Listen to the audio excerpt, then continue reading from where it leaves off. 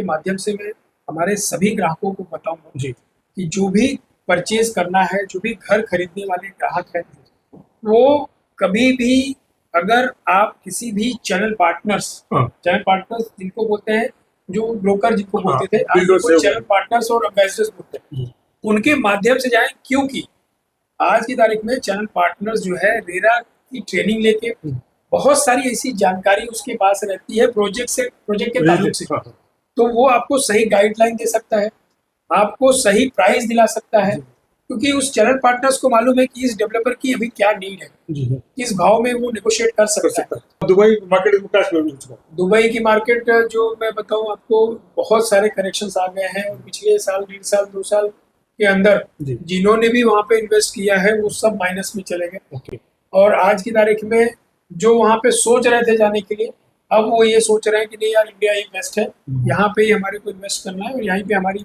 जो पूंजी है वो सुरक्षित और सेफ है। अभी हो सकता है कि कुछ डेवलपर ये मेरा कन्वर्सेशन सुने तो उनको शायद बुरा लगे, जी लेकिन ये हकीकत है कि अगर ग्राहक डेवलपर के पास डायरेक्ट चला जाता है ये सोच के कि यार मैं डायरेक्ट जाऊंगा तो तो मुझे फायदा होगा। मुझे फायदा होगा, जो ब्रोकर को कमीशन मिलती है वो वो मेरी बचेगा। बच जाएगी, जी तो ये गलत फहमी जो है निकाल दें। बिल्डर जो है उनको 100-200 रुपया फुट के पीछे ज्यादा ही देगा, तो उनको कोई बेनिफिट नहीं है, वो रेरा में रजिस्टर्ड नहीं है, तो ये कौन बताएगा? ये एक ब्रोकर ही बताता है जी ना जी कि भाई आप इस डेवलपर के पास जाओ, ये ब्रांडेड है, इसकी सारे नॉर्म्स कंप्लीट बिल्कुल है, रेरा में इसकी सारी चीजें हैं, तो उस हिसाब से वो। तो मैं आपके चैनल के माध्यम से ये भी बताऊंगा हमारे सभी जो चैनल पार्टनर्स हैं जी उनको कि डिजिटल अपना बहुत स्ट्रॉन्ग करिए, क्योंकि आज की तारीख में इंस्टा फेसबुक पे भी प्रॉपर्टी अब सेल हो रही, जैसे हम टीवी, फ्रिज और मोबाइल खरीदते हैं। ऑनलाइन खरीदते थे, आज की तारीख में फ्लैट्स, प्रॉपर्टीज भी जो है ऑनलाइन सब सारी चीजें अवेलेबल है। तो आप सभी अपने आप को अपग्रेड करने के लिए डिजिटल का भी पूरा प्रयोग करें। हमारे यंग जनरेशन जो हमारे जेनजी जिसको बोलते हैं, जी जी उनको मैं बोलूंगा कि रियल एस्टेट एक अच्छा पावरफुल एक बिजनेस है और बहुत सारे लोग जो है इसमें माइग्रेट कर रहे हैं।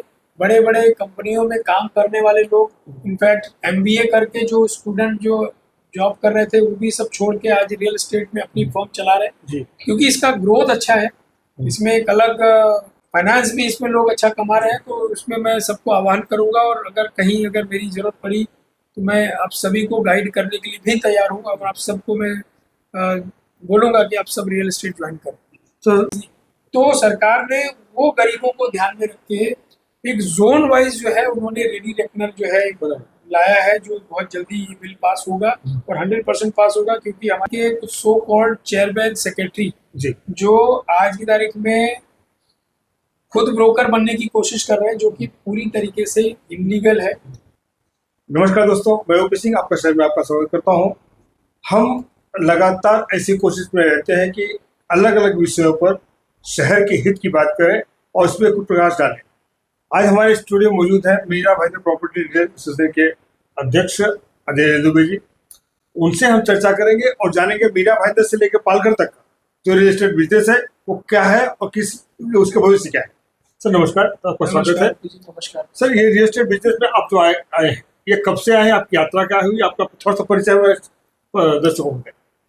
नमस्कार, जैसा कि आप सभी देख रहे हैं कि आज हमारे बहुत ही सीनियर और बड़े ही मेरे अजीज ओपी सिंह के आज स्टूडियो में मुझे बैठने का अवसर मिला है, तो मैं सबसे पहले तो ओपी जी का मैं धन्यवाद करूंगा कि आपने मुझे दूसरी बार ये अवसर दिया। जी जी जी इसके पहले भी हम हमने कर एक सकते बार चर्चा की थी, हमने बहुत सारी बातें की थी।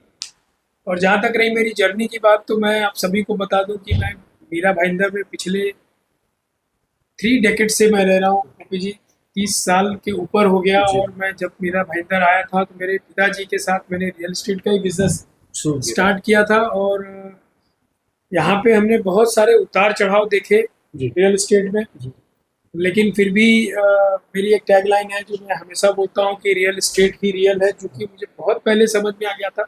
और आज भी मैं आने वाले तमाम जो हमारे रियल एस्टेट में जो लोग आ रहे हैं, मैं उनको कोशिश करता हूँ कि उनको मैं थोड़ा सा प्रोत्साहित कर सकूं, जी जी मोटिवेट कर सकूं, क्योंकि ये बिजनेस बहुत अच्छा है। बहुत अच्छा। मतलब अच्छा इस ताल्लुक से शुद्ध मैं विशुद्ध बोलूंगा बिजनेस।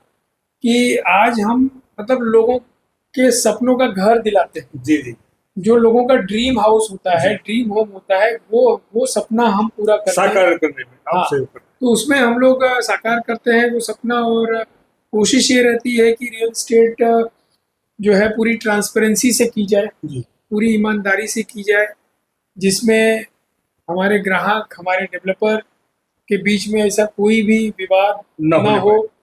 और लोगों को जो है उनकी जो जमा की हुई पूंजी है, जो हार्ड एंड मनी जिसको जी बोलते जी हैं, वो सही जगह पे दिलाए, ताकि वो उनको भी खुशी मिले और वो अपने घर में बड़े इत्मीनान से रह सके। जी। तो ये एक हमारी सर, छोटी सी। आज की जो मीरा भाईंदर की और वसई विहार पालघर की बात करें तो रियल एस्टेट मार्केट की वर्तमान पोजीशन क्या है?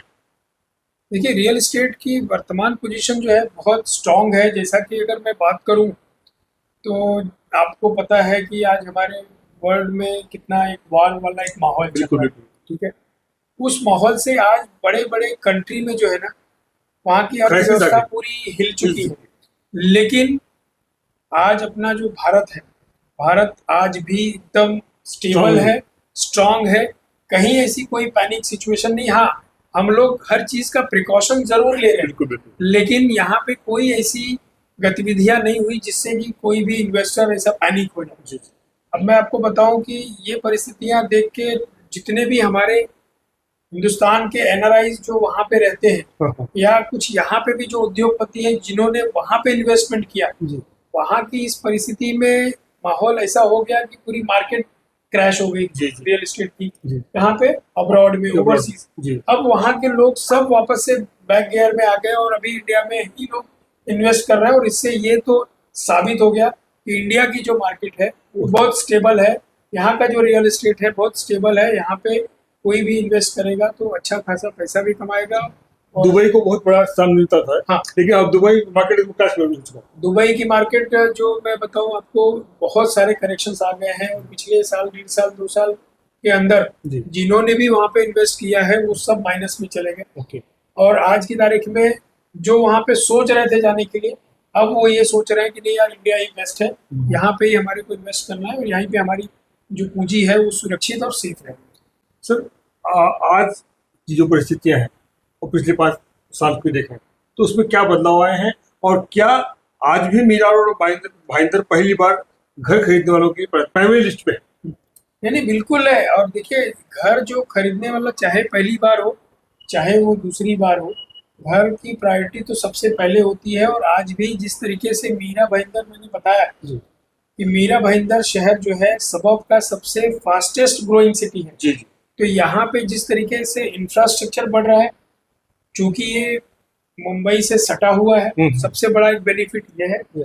दूसरा, यहाँ का जो डेवलपमेंट है वो बहुत तेजी से हो रहा है। चाहे वो यहाँ पे सीमेंट रोड की बात करें, चाहे यहाँ पे मल्टीप्लेक्स की बात करें, मॉल्स की बात करें, हॉस्पिटल्स की बात करें, कॉलेज की बात करें, स्कूल्स की बात करें, ऐसा कोई बड़ा ब्रांड नहीं है जो मीरा भाईंदर में नहीं है। तो उस हिसाब से आज शहर जो हमारा, मुंबई के जो लोग हैं वो मीरा भाईंदर को बड़ी उम्मीद की नज़रों से देख रहे हैं। यहाँ पे कोई स्लम नहीं है, बहुत व्यवस्थित सारी बिल्डिंगें, प्लानिंग से पूरा मीरा भाईंदर जो है बना है। तो उस हिसाब से लोग यहाँ पे माइग्रेट करके आ रहे हैं और यहाँ पे काफी अच्छा भविष्य है। तो कोस्टल रोड है, जेटी है, और जो बड़े बड़े बड़े इंफ्रास्ट्रक्चर हो रहे हैं, उनको देखते हुए तो क्या मीरा भाईंदर में प्रॉपर्टी के रेट और बढ़ेंगे? 100% बढ़ेंगे, क्योंकि जिस तरीके से अभी कोस्टल रोड की कनेक्टिविटी हो रही है, अगर हम थोड़ी सी और आगे जाए, अगर हम पालघर डिस्ट्रिक्ट की बात करें, जी तो पालघर डिस्ट्रिक्ट जो है सरकार ने उसको 4.0 का दर्जा दिया है। ओके। ठीक है, मतलब फोर्थ मुंबई। अच्छा। पालघर डिस्ट्रिक्ट को फोर्थ मुंबई का दर्जा मिला है। और जिस तरीके से सरकार अभी पालघर डिस्ट्रिक्ट को डेवलप करने में लगी है, जैसा कि अभी 2 दिन पहले एक प्रेस कॉन्फ्रेंस किया हमारे आदरणीय मुख्यमंत्री देवेंद्र फडणवीस जी ने, जिन्होंने अभी अनाउंस किया एयरपोर्ट, जी जी वार्धवन पोर्ट, जी बुलेट ट्रेन, जी, कोस्टल रोड, सारी कनेक्टिविटी, ये सारी कनेक्टिविटी इंफ्रास्ट्रक्चर जिस तरीके से सरकार वहां पे ला रही है, तो इससे ये अंदाजा लगता है कि पालघर डिस्ट्रिक्ट में बात करूं, अगर नायगांव, वसई, नाला सुपारा, विरार, आगे जो ये पूरा डिस्ट्रिक्ट है, ये बहुत जबरदस्त और बहुत तेजी से डेवलप हो रहा है। अगर किसी को भी, और उसका नो डाउट मीरा भाईंदर और नेक्स्ट लेवल जाएगा, क्योंकि मीरा भाईंदर एक छोटा शहर है और बहुत तेजी से डेवलप हुआ। तो जो भी ग्राहक अगर मीरा भाईंदर शहर में अपने सपनों का घर लेना चाहते हैं तो अभी भी वक्त है। बहुत अच्छा डेवलपमेंट चल रहा है और लोग यहाँ पे बड़े बड़े ब्रांड्स डेवलपर यहाँ मीरा भाईंदर शहर में आए हैं, तो वो लोग अपने सपनों का घर ले सकते हैं, क्योंकि आने वाले और 2 साल 3 साल में शायद ये रेंज के बाहर हो जाएगा। और वही सिचुएशन हमारे पालघर डिस्ट्रिक्ट। तो क्या पालघर एक रियल एस्टेट हब बनने जा रहा है? 100%, क्योंकि देखिए जहाँ पे कनेक्टिविटी होगी, जी, जहाँ पे इंफ्रास्ट्रक्चर होगा, जहाँ पे सरकार की सारी नीतियाँ लागू होगी, तो नेचुरली वहाँ पे डेवलपमेंट तो होने वाला है। लोग वहाँ माइग्रेट करके वहाँ आने वाले हैं। आज बड़े बड़े डेवलपर वहाँ पे जिस तरीके से उस एरिया का डेवलपमेंट कर रहे हैं, तो 100% ये सारी कनेक्टिविटी की वजह से। और जैसे अभी मुंबई शहर है, जी, मुंबई शहर में अभी ओवरफ्लो हो रहा है, बिल्कुल। लोगों के रेंज के बाहर हो तो रहा है। वैसा ही ओवरफ्लो कुछ मीरा भाई भी दिखाई पड़ा था। अब मीरा भाई तो क्या धीरे धीरे रेंज के बाहर चला तो क्या स्टेबल हो जाएगा, वहाँ का मार्केट बढ़ेगा? नहीं, स्टेबल तो कहीं नहीं यार, रेट्स तो रेगुलर बढ़ते जा रहे हैं। अच्छा। ऐसा नहीं है कि अभी मीरा भाईंदर इस लेवल पे आ गया तो रुक जाएगा। मतलब हर आदमी अपने बजट के अनुसार जो है ना धीरे धीरे आगे माइग्रेट कर रहा है। अब जो बोरीवली कांदीवली अफोर्ड नहीं कर पा रहा है वो मीरा भाईंदर आ रहा है। अब मीरा भाईंदर में भी अब धीरे धीरे अगर यहाँ पे कोई 40-50 लाख 60 लाख रुपए का बजट लेके आ रहा है तो हम लोग उसको सजेस्ट करते हैं नाइलॉन। जी, अब मीरा भाईंदर में इस बजट में कुछ मिल नहीं रहा है। नहीं।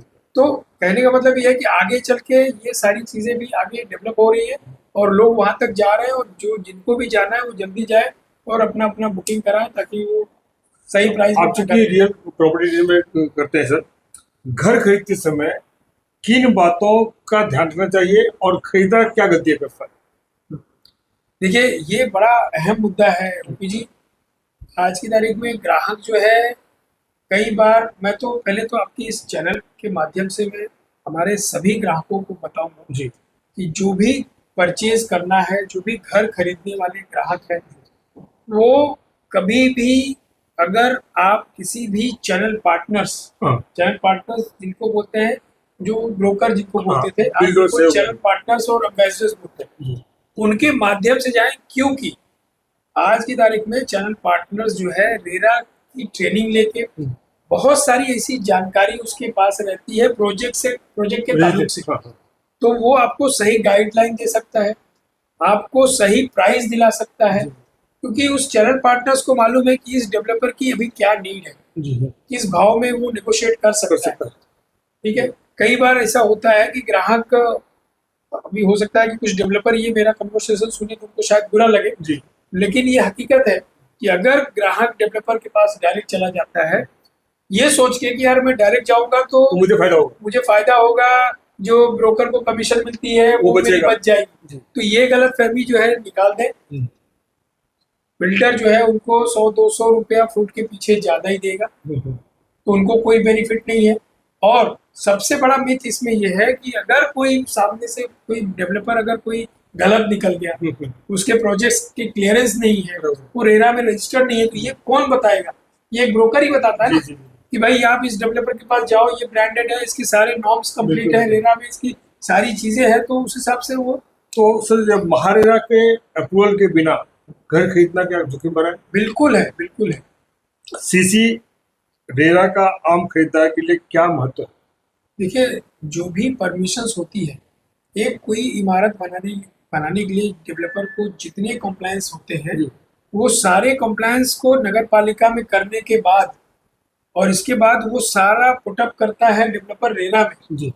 वो रेरा पूरा चेक करके फिर उसको अप्रूव करती है। तो अगर किसी भी प्रोजेक्ट को अगर रेरा नंबर मिल गया तो ग्राहक उसमें बिंदास जाके इन्वेस्ट कर सकता है। इसके बाद उसको देखने की जरूरत नहीं, क्योंकि ये जो रेरा है ये 100% कस्टमर फ्रेंडली बिल है। अच्छा, इसमें ऐसा भी देखने में आया सर कि बहुत सारे गलत दस्तावेज बना करके, नकली दस्तावेज बना करके बिल्डर्स इमारतें खड़ी करता है, तो क्या महाराष्ट्र में वो पकड़ा जाता है, पकड़ में आता है? बिल्कुल पकड़ में आता है। देखिए आज की तारीख में सबसे पहले इस तरीके की गतिविधियों में जो भी डेवलपर इन्वॉल्व है उसको तो रेरा में दिखेगा ही। ओके, रेरा में वही दिखेगा कि जिन्होंने सारे कंप्लायंस जो रेरा के अकॉर्डिंग होनी चाहिए वो अगर की हुई है तो ही उनको परमिशन मिलती है, और वो अगर परमिशन है तो ग्राहक जो है उसमें। एक अच्छे और विश्वसनीय प्रॉपर्टी डीलर का पहचान क्या है, उसकी व्याख्या क्या है? देखिए अच्छे और विश्वसनीय प्रॉपर्टी डीलर की पहचान ये है कि सबसे पहले तो उसकी ये देखा जाए कि भाई वो सेल कर देता है। हाँ। सपोज आप मेरे पास एज ए ग्राहक आए, बिल्कुल। मैंने आपको फ्लैट दिला दिया, ठीक है, अब वो सेल हो गया, बिल्कुल। ठीक है। अब सेल्स के बाद सर्विस हम्म। हर फील्ड में, वो चाहे रियल एस्टेट हो या कोई भी फील्ड हो, जी जी। उसके बाद सेल्स के बाद जो है वो सर्विस होती है। अगर वो सर्विस सामने वाला आपको प्रॉपर दे रहा है, आपको सही गाइड कर रहा है, आपने आपकी बुकिंग करा दिया और आपकी बुकिंग से लेके पोजीशन तक वो आपके साथ रहना चाहिए। आपको जब भी गाहे बगाहे, जब भी कहीं अगर जरूरत पड़े तो खड़ा रहे, आपके साथ खड़ा होना चाहिए, एडवाइस करना चाहिए। कई बार परिस्थितियां ऊंच नीच भी हो जाती है, जी जी।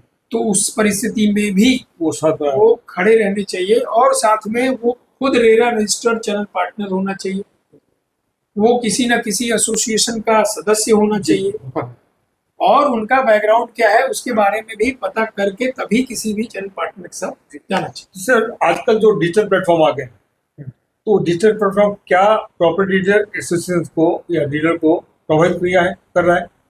नहीं, प्रभावित किया है। मैं तो बोलूंगा कि इसमें मतलब काफी आसान कर दिया है डिजिटली। आज की तारीख में, पहले जमाना था जब ग्राहक चल के आते थे रोड पे और बोर्ड देखते थे, बोर्ड देख के और वो किसी भी ऑफिस में घुसते थे कि हाँ यार ये रियल एस्टेट की ऑफिस है। अब वो जमाना क्या है, अब जो है ग्राहक जो है अपने घर पे बैठे बैठे अपने मोबाइल में ही प्रोजेक्ट सर्च करता है, प्रोजेक्ट सर्च करता है, उसी में 10 प्रोजेक्ट को शॉर्टलिस्ट करता है।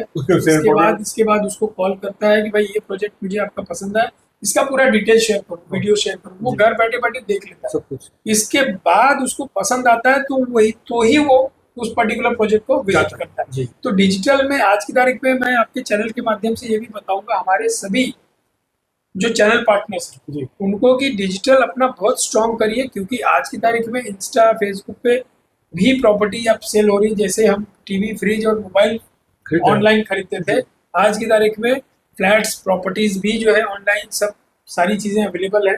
तो आप सभी अपने आप को अपग्रेड करने के लिए डिजिटल का भी पूरा प्रयोग करें। ये मीरा भाईंदर शहर में सर पुरानी इमारतें बहुत सारी रीडेवलपमेंट होने जा रहा है कि मीरा भाईंदर म्युनिसिपल कॉर्पोरेशन में बहुत सारी बिल्डिंगें ऐसी हैं, पुरानी बिल्डिंग, जिनको अवैध भी घोषित किया, अवैध घोषित। हाँ, अगर वो उनके पास पुराने कागजात हैं तो उनका डेवलपमेंट कैसे हो सकता है? देखिए, अवैध अगर कोई बिल्डिंग, मुझे ऐसा ध्यान में नहीं आ रहा है, और मीरा भाईंदर शहर का एक मिजाज रहा है कि यहाँ पे किसी जमाने में बड़े धड़ल्ले से अवैध बिल्डिंगें बनती थी और आज भी खड़ी हैं, और उसको किस तरीके से मैनिपुलेट करके उसको ओसी भी दे दिया मीरा भाईंदर ईस्ट में जो है कुछ क्षेत्र ऐसे केवी रोड पे है, वहाँ कई इमारतों को नोटिस जा चुकी है, आपकी बिल्डिंग अवैध है, आप खाली कर। नहीं सर, मुझे जहाँ तक लगता है कि बिल्डिंग अवैध नहीं होगी, बिल्डिंग जर्जर पोजीशन में अवैध होगी। नहीं तो ये मुझे लगता है कि फिर ये बड़ा गंभीर विषय है। अगर इस तरीके से अगर कोई बिल्डिंग अवैध है तो उसका तो रीडेवलपमेंट बड़ा मुश्किल है। फिर उसको शायद जो उसमें फ्लैट खरीदे होंगे वो सब ठगे हुए महसूस कर रहे होंगे। तो उसमें जो है हमारी सरकार, हमारी नगर पालिका, हमारे यहाँ के प्रशासनिक अधिकारी और जनप्रतिनिधि इसमें हस्तक्षेप करके इस चीज को कैसे इसका कोई रास्ता निकाल सके, ये तो उसमें, क्योंकि इसमें हमारे बहुत सारे ऐसे गरीब गुरबे लोग फंसे होंगे, उनकी पूरे जीवन की जमा पूंजी उसमें फंस गई होगी। तो इसमें तो इस तरीके से इसमें इन लोगों को बैठ के इसका कुछ न कुछ रास्ता निकालना चाहिए। सर आपके लिए युवाओं को ये संदेश क्या होगा जो रियल एस्टेट पे आना चाहते हैं? देखिए, मैं हमारे यंग जनरेशन जो हमारे जेनजी जिसको बोलते हैं, उनको मैं बोलूँगा कि रियल एस्टेट एक अच्छा पावरफुल एक बिजनेस है और बहुत सारे लोग जो है इसमें माइग्रेट कर रहे हैं। बड़े बड़े कंपनियों में काम करने वाले लोग, इनफैक्ट MBA करके जो स्टूडेंट जो जॉब कर रहे थे वो भी सब छोड़ के आज रियल एस्टेट में अपनी फर्म चला रहे हैं, क्योंकि इसका ग्रोथ अच्छा है। इसमें एक अलग